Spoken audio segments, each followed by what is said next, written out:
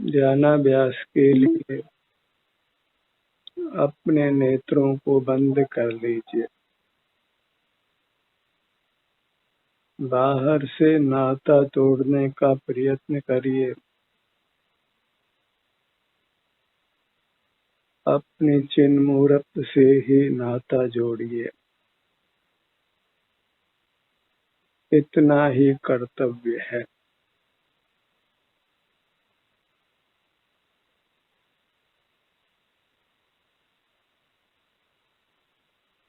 और यह प्रयत्न शनैः शनैः ही होता है। बहिर्मुखता शनैः शनैः ही छूटती है और अंतर्मुखता शनैः शनैः ही बढ़ती है। इसलिए मुक्ति पाने में समय लगता है। इस कार्य को प्रारंभ करने में देर करना अच्छा नहीं है। मनुष्य भवहात से निकल जाना है और फिर कुछ भी हमारे हाथ रहने वाला नहीं है। अभी ही सर्वोत्तम अवसर है जिसको चूकना नहीं है।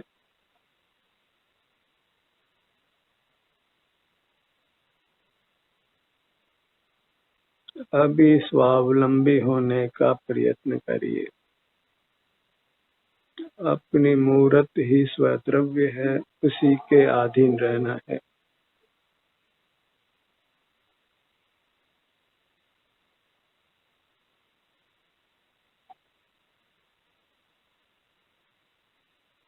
अपने मूर्त के अलावा सारा जगत परद्रव्य है।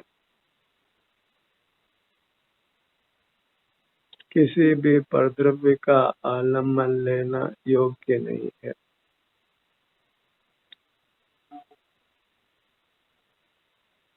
आप ही आपको मंगल द्रव्य है, मंगल भवन है, मंगलहारी है।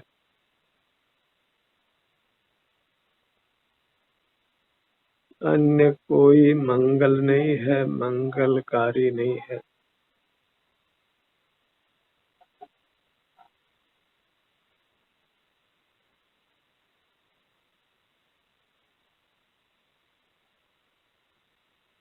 आपको अपने प्रयत्न से ही अंतर्मुख होना है। अन्य का प्रयत्न उसमें किंचित भी कार्यकारी नहीं है। मुक्ति पाने की सारी जिम्मेदारी आपकी है, 100%। आप अपने प्रयत्न से मुक्त होने वाले हैं। उस प्रयत्न में देर करना अच्छा नहीं है।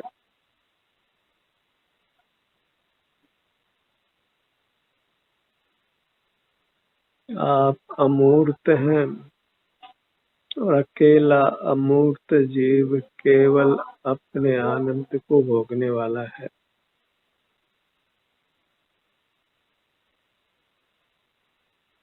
अपनी अमूर्त काया में मुक्त होने पर मूर्त इंद्रियों का विस्तार नहीं है, तो फिर बाहर का जानना देखना भी नहीं है। मूर्त काया नहीं होने से फिर बल का भी कोई काम नहीं है। कोई काय चेष्टा नहीं है, कोई वचन चेष्टा नहीं है, इंद्रिय मन का व्यापार नहीं है, कुछ स्मरण भी करना नहीं है। मुक्त होने पर केवल आनंद का भोग है। वही परमात्मा का स्वरूप है। इस प्रकार परमात्मा के स्वरूप को जानिए। वही स्वरूप आपको प्रकट होने वाला है और उसी के लिए हमको प्रयत्नशील होना है।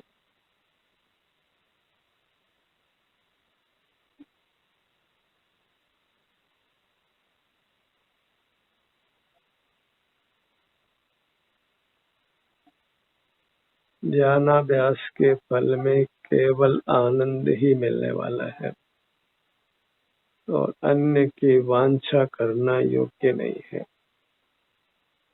अन्य सब का संबंध पर से है, आपसे नहीं है। एक आनंद का संबंध ही आपसे है। जानना, देखना, बल का प्रयोग करना पर के संबंध वाला है।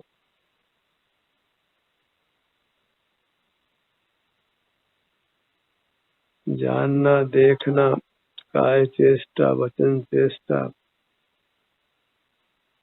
मन से विचार करना, इन सब को छोड़ना है।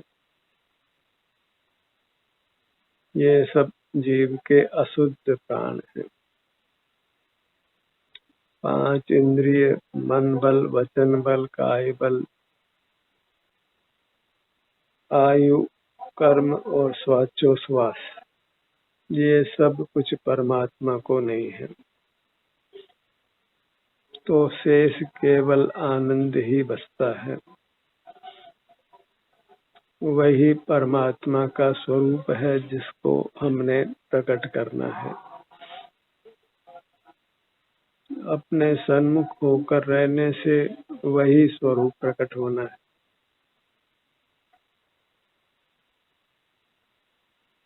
परमात्मा को सर्वज्ञ, सर्वदर्शी और अनंत वीर्य वाला मानना सब मनुष्य की कल्पना मात्र है, क्योंकि इनका संबंध पर से है और परमात्मा को पर का संबंध नहीं है। उन्होंने पर के संबंध को तोड़ा है, अपने से ही नाता जोड़ा है। नास्ति परद्रव्य संबंधो आत्म तत्वयो, इस आत्म तत्व का परद्रव्य से कुछ भी संबंध नहीं है, न जानने का, न देखने का, न कुछ करने का। ऐसा ही हमारा शुद्ध स्वरूप है।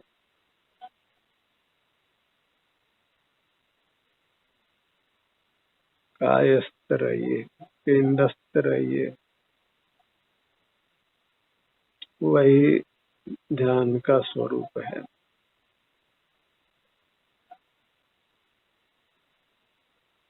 आनंदम ब्रह्मणो रूपम निज देहे व्यवस्थितम, ध्यानहीना न पश्यन्ति याचन्दा एव भास्करम। ध्यान विहीन नहीं रहना है।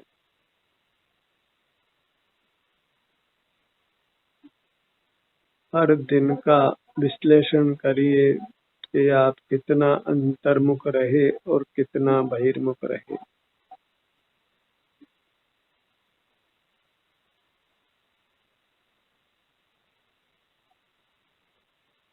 अपने मुहूर्त का लक्ष्य बनाकर रखिए।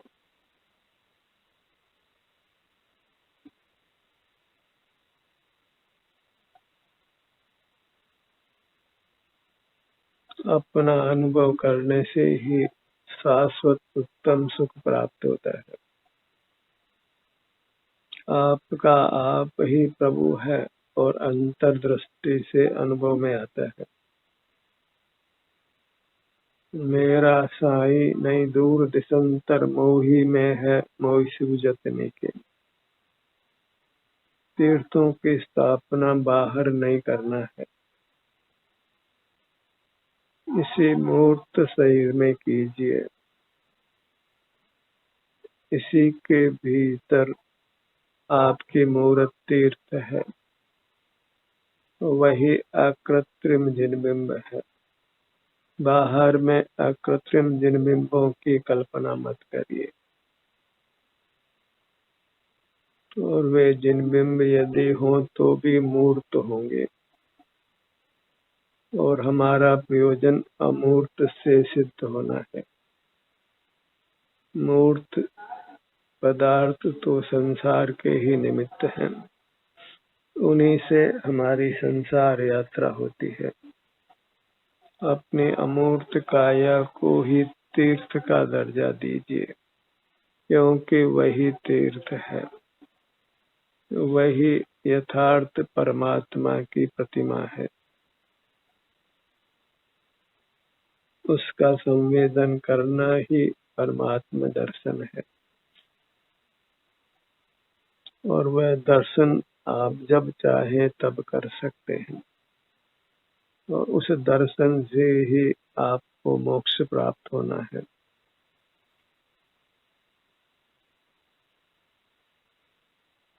वह दर्शन अंतर्मुखता रूप है, जबकि ज्ञान की बहिर्मुखता है।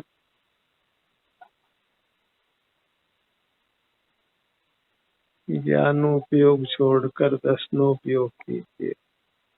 ज्ञान का मुख बाहर है और दर्शन का मुख भीतर है। इसलिए देव का दर्शन होता है। देव भीतर है और दर्शन अंतर्मुखता का नाम है।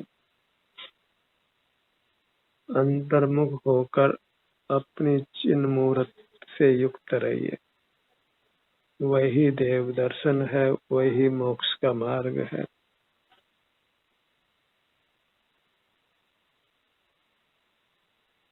सब कुछ आपसे ही होना है, पर का कुछ भी काम नहीं है।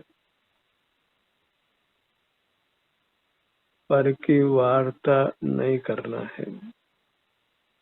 पर की वार्ता को ही विकथा कहते हैं। अपनी वार्ता ही सुकथा है, और आप तो वास्तव में वार्ता का विषय नहीं है, केवल स्वानुभव का विषय है, अपने ही अनुभव में आता है। हमारी अमूर्त काया का अनुभव मुक्त जीवों को नहीं होता है।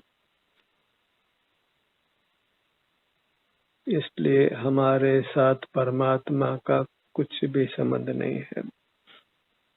न हम उनको जान सकते हैं, न वे हमको जान सकते हैं।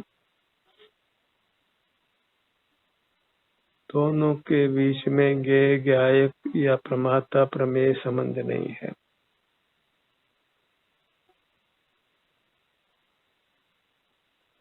द्रव्य का उसकी पर्याय के साथ संबंध है, पर्याय का द्रव्य के साथ संबंध है। अन्य सब संबंध मोही जीव की कल्पना है।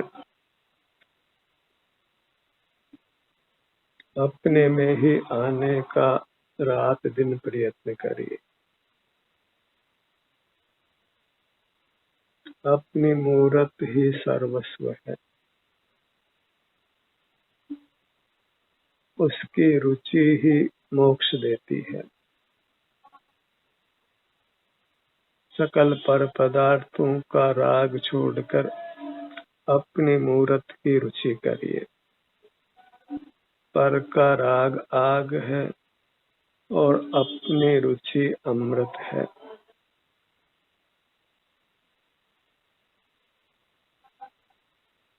बाहर का विहार भटकना है और अंदर का विहार आनंद में केली करना है।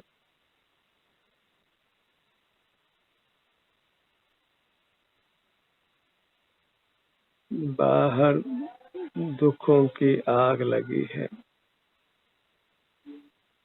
और भीतर परम शीतलता है, सुखरूप शीतलता है।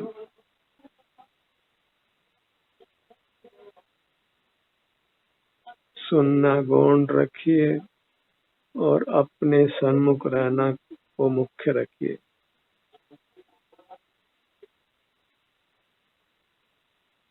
तभी आप स्वाधीनता से इस काम को निभा सकते हैं, ध्यानाभ्यास कर सकते हैं।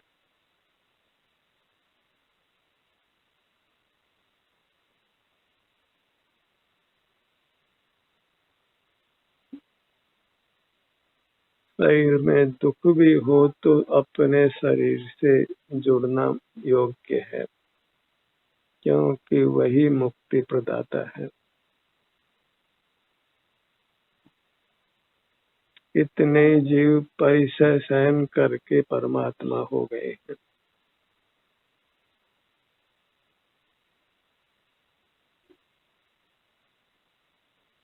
वेदना से अनंत गुना बुरा राग है, विषय सुख है। शारीरिक दुख भोग लेना अच्छा है, विषय सुख भोगना अच्छा नहीं है।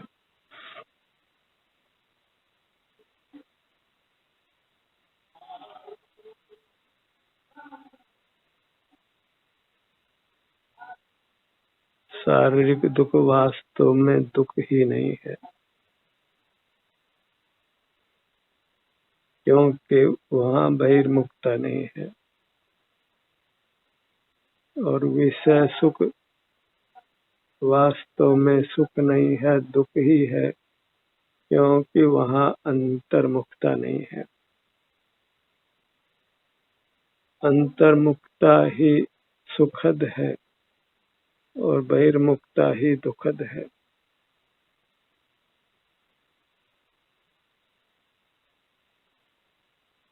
अपने ध्यान को अपने मुखमंडल पर लाइए।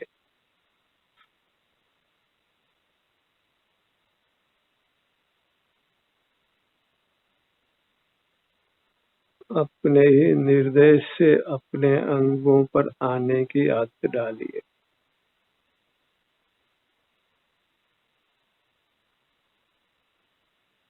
वेदना होने से शरीर पर ध्यान जाता हो तो वहाँ ध्यान को रोकिए।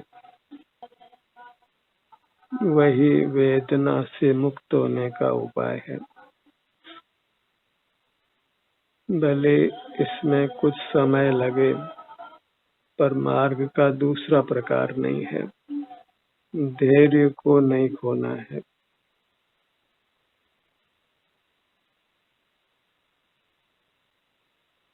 सहिष्णुता का स्तर बढ़ाते जाना है। अपने ध्यान को अपने धड़ भाग पर लाइए।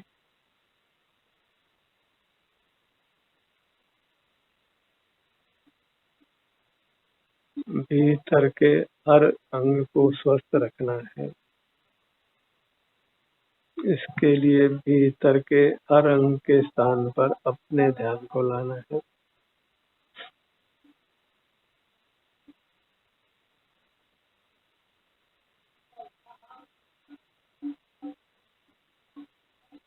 जिस भी भाग पर अपने ध्यान को लाते हैं, वहाँ कर्मों का बंधन मिटने लगता है, जिसका प्रभाव फिर सारे शरीर पर पड़ता है।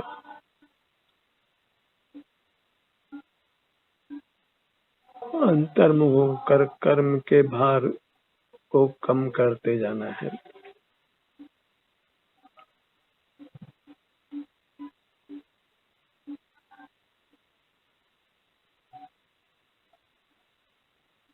शरीर में ही वेदना होती है तो सुख भी शरीर में ही होने वाला है। इसलिए आपका कर्म क्षेत्र आपका शरीर ही है। सारा पुरुषार्थ अपने शरीर के भीतर ही होना है।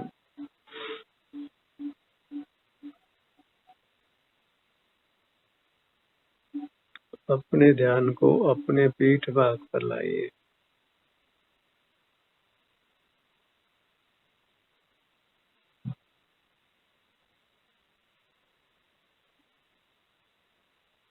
अपने से एक ही प्रार्थना करिए कि आप अपने शरीर से जुड़कर रह सके।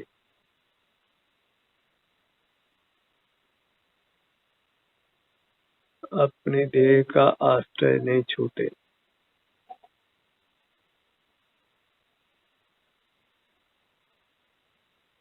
ये कार्य को मिनट 2 मिनट करने का नहीं है, इस कार्य को सतत करना है,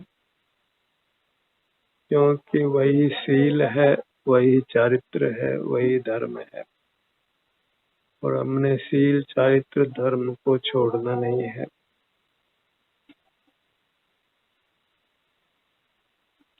इसलिए अपने स्वरूप के सन्मुख निरंतर रहना है।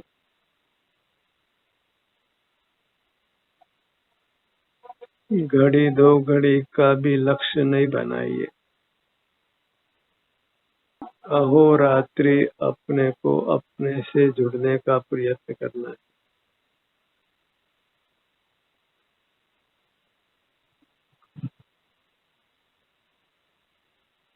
हर वर्तमान क्षण अपने सन्मुख होकर व्यतीत हो।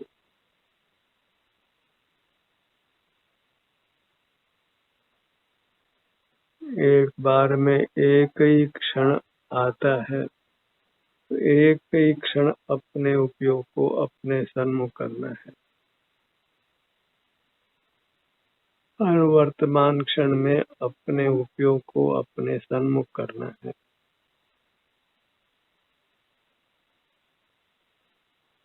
अपने ध्यान को अपनी दाहिनी भुजा पर लाइए।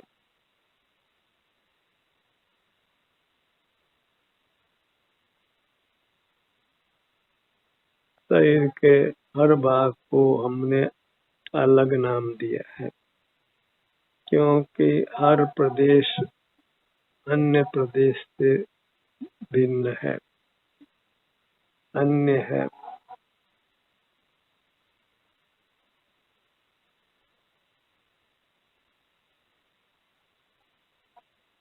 एक प्रदेश दूसरे प्रदेश का नहीं है।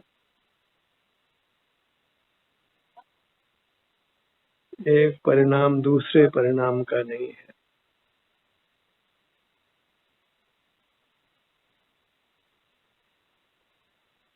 दाहिना पैर,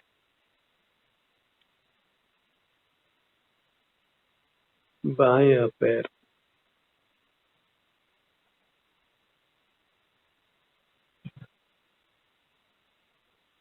अपने सन्मुख रहने में ही पूरी ताकत झोंक देना है, और इससे अपने सन्मुख रहने की ताकत बढ़ती है,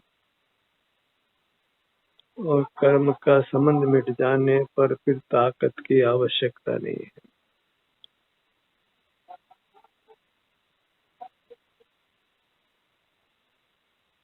अपने भीतर अपने ही बहिर्मुखता संसार का हेतु है। अपने भीतर अपने ही अंतर्मुखता मोक्ष का हेतु है।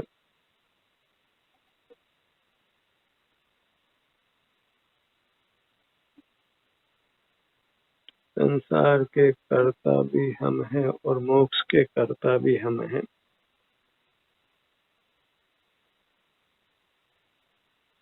दाहिना पैर,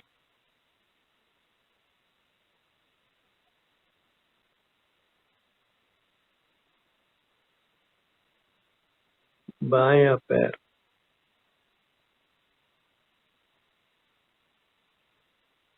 अपने ध्यान को अपने गर्दन भाग पर लाइए।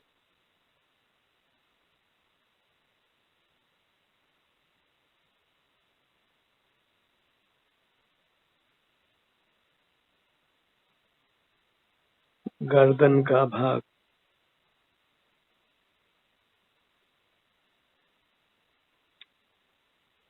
अपने ध्यान को अपने सिर के भाग पर लाइए।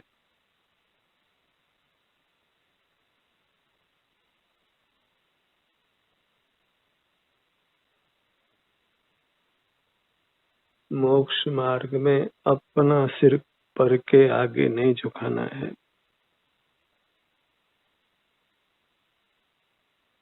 अपने ही आगे झुकाना है, अर्थात अपना ही एहसास करना है।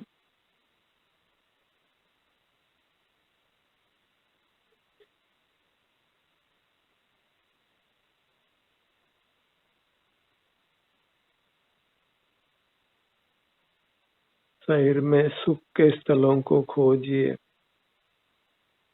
और उन स्थलों का बारंबार अनुभव कीजिए। जांचिए आपके शरीर के किन भागों में वेदना नहीं है, उन भागों का सुख से आश्रय करिए।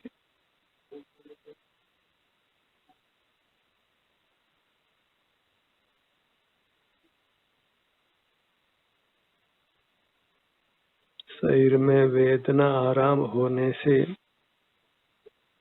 शरीर चेतन है, जीव का स्वरूप है, और वह स्वरूप मूर्त से मिला होने पर भी अमूर्त है।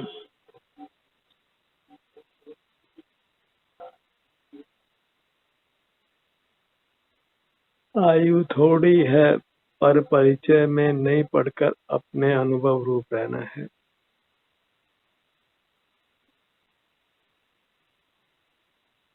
एक एक परिचय हमारे दुख में निमित्त होता है। राग आदि दोषों को ही बढ़ाता है।